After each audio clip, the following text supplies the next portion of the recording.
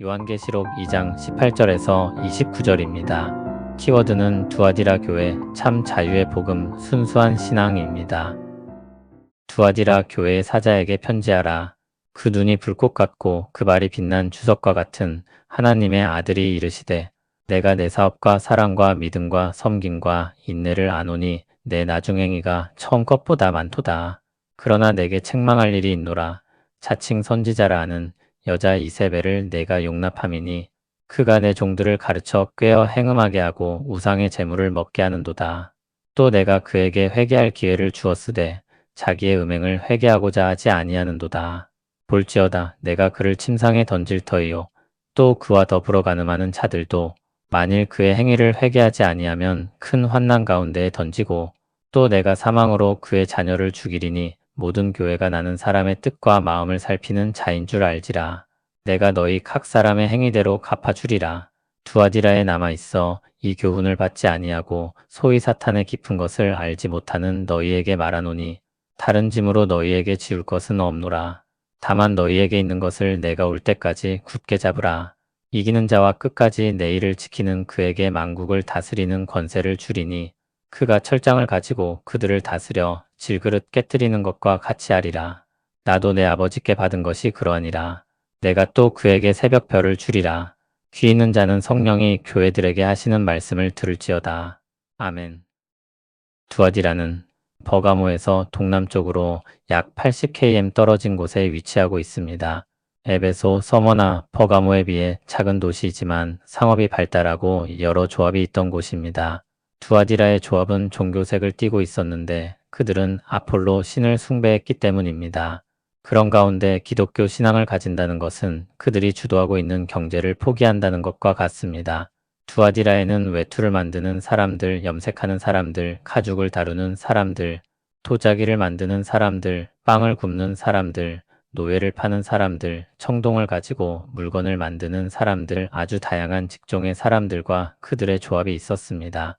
자색 옷감 장수 루디아가 바로 두아디라 출신입니다. 주님은 두아디라 교회에 말씀하시며 자신을 눈이 불꽃 같고 발이 빛난 주석 같다고 하시며 하나님의 아들이라고 밝히십니다. 두아디라가 섬기던 아폴로가 제우스 신의 아들이었는데 진정한 하나님의 아들은 그리스도라는 선언입니다.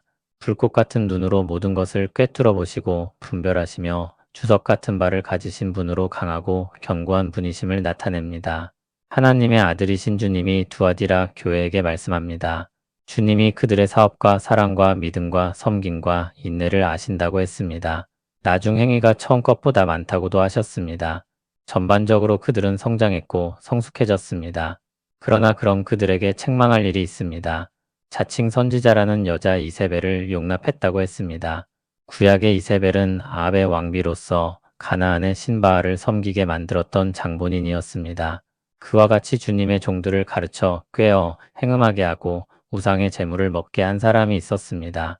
아마 그는 경제활동을 위해 조금씩 사람들을 타협하도록 했을 것입니다. 두아디라의 조합에 가입하고 활동을 하려면 어쩔 수 없이 그들의 요구를 따라야 하며 그것은 신앙을 저버리는 것은 아니라고 제안했을 것입니다. 그럼 그에게 회개할 기회가 있었지만 그는 자기 음행을 회개하지 않았습니다. 주님은 그를 침상에 던지고 더불어 가늠하는 자들도 회개하지 아니하면 큰 환난 가운데 던지겠다고 말씀합니다.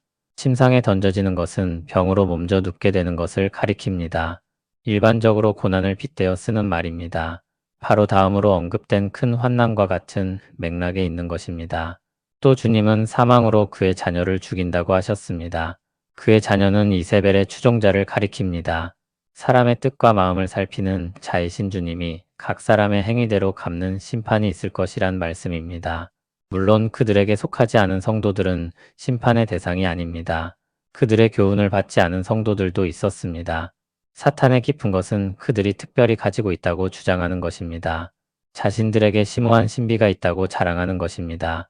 그러나 성도들에게는 하나님의 깊은 것이 계시되어 그 복된 지식을 가지고 있다는 사실을 잊지 말아야 할 것입니다. 복음을 가지고 미혹되지 않은 성도들에겐 다른 짐으로 지울 것이 없다고 하셨습니다.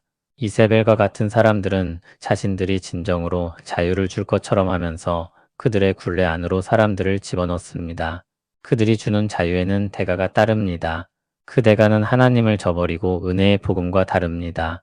복음은 은혜로 주어집니다. 그리고 그에 따른 감사의 삶을 요구합니다. 그러나 감사의 삶이 부족하다고 하여 복음의 은혜가 철회되거나 변경되지 않습니다. 은혜로 주신 것은 은혜로 주어지고 그 외에 다른 짐은 없습니다. 그러므로 주님은 이렇게 말씀합니다. 너희에게 있는 것을 내가 올 때까지 굳게 잡으라. 은혜로운 복음은 참으로 은혜롭습니다.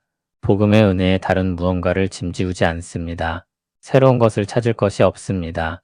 주님이 오실 때까지 그들이 가진 것, 그 복음을 굳게 붙잡으라고 말씀합니다. 그들에게 만국을 다스리는 권세가 주어질 것입니다. 디모데후서 2장 12절은 우리가 주와 함께 왕 노릇할 것이라고 말씀합니다. 그날엔 우리 마음과 뜻이 주와 일치하여 주님의 선하고 의로운 뜻을 따라 주님과 함께 세상을 다스릴 것입니다. 사실 그것은 첫사람 아담에게 주셨던 것이었습니다. 또 새벽별을 주신다고 말씀하는데 새벽별은 어둠이 그치고 올 새날을 예고합니다.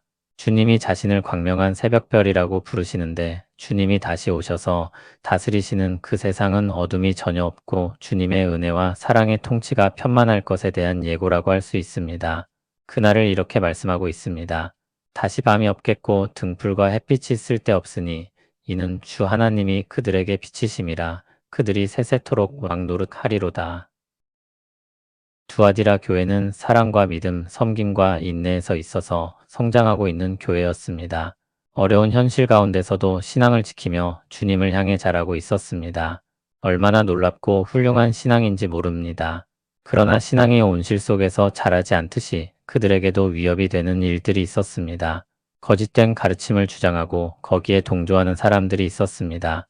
교회의 성도들을 세상과 타협하게 하고 우상 숭배와 음행으로 이끌었습니다. 신앙과 세상살이의 조화처럼 보이지만 그것은 타협이었고 불신앙이었습니다. 자유를 주는 것만 같습니다. 부딪힘도 없고 손해도 보지 않고 살며 그러면서도 신앙생활을 할 수 있는 좋은 해결책인 것처럼 보입니다. 참 자유를 지금 이 땅에서 누릴 수 있는 좋은 대안으로 보일 것입니다. 분명 우리가 할 수 있으면 모든 사람과 화목해야 하고 원수를 사랑하기도 해야 합니다. 그러나 타협할 수 없는 신앙이 있습니다. 세상과 신앙 둘 중에 하나만을 선택해야 하는 지점도 있습니다. 거짓 자유로 타협한 신앙을 포장하는 것은 죄입니다. 그러한 신앙을 권하는 것은 현혹하는 일입니다. 우상은 우상입니다. 음행은 음행입니다. 주님은 그러한 타협을 결코 가볍게 여기지 않으십니다. 회개하지 않으면 반드시 심판하시겠다고 경고하셨습니다. 그리고 주님의 복음을 끝까지 붙든 이들에게는 가진 것을 굳게 붙잡으라고 격려하셨습니다.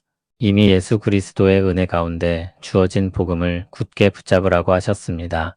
복음은 구식이 아닙니다. 은혜는 어느 시대 누구에게나 필요한 것입니다. 그것이야말로 우리를 자유롭게 하는 것입니다. 그리고 우리를 영광스럽고 영원한 나라로 가는 방향으로 난 길입니다. 손해보기 싫어 세상과 타협하며 그것을 지혜나 융통성으로 착각하고 있지는 않습니까? 이 정도쯤이야 하면서 복음의 순수함을 흐리지는 않았습니까? 주님께서는 분명히 경고하십니다. 거짓된 자유는 결코 참 자유가 아니며 그것은 심판의 형벌로 난 길입니다. 그러므로 주님은 사랑하는 자기 백성들을 그 길로 가도록 내버려 두지 않으십니다. 주님은 복음으로 말미암은 은혜를 기억하게 하십니다. 은혜로 구원받은 복음 그 외에 다른 짐을 지우지 않으십니다. 주님이 오실 때까지 처음 받은 그 복음으로 말미암은 신앙을 붙들어가면 된다고 말씀하십니다. 그것이야말로 우리를 진정으로 자유롭게 하는 길이며 영광의 주님과 함께 다스리는 영원한 나라를 향한 길임을 기억하게 하십니다. 우리는 늘 깨어 있어야 합니다. 성숙은 새로운 신앙의 발견이 아닙니다. 거짓된 자유와 달콤한 타협의 미혹 앞에서 주님께서 주신 참 자유의 복음을 굳게 붙잡기를 바랍니다. 주님이 우리에게 주신 복음의 옛길로 가길 소원합니다. 예수 그리스도의 은혜 안에서 우리를 자유하게 하시고 영광과 영생을 주심을 믿고 은혜 가운데 살아가는 우리 모두 되길 바랍니다. 영원하신 하나님 아버지, 참된 자유를 주시는 은혜의 주님을 찬양합니다. 세상과 타협하며 편안함을 좇고 싶은 우리의 연약함을 불쌍히 여겨 주옵소서. 주님이 주신 순수한 복음의 은혜를 끝까지 붙들게 하시고 주님의 길을 떠나지 않는 믿음을 주옵소서. 주님께서 주신 은혜로 이미 충분하다는 것을 믿으며 다른 어떤 것에도 마음을 빼앗기지 않도록 붙들어 주시옵소서. 믿음을 타협하게 하는 생각들이 있다면 깨닫게 하시고 주님이 주신 순결한 믿음으로 돌아가게 하옵소서. 예수님 이름으로 기도합니다. 아멘.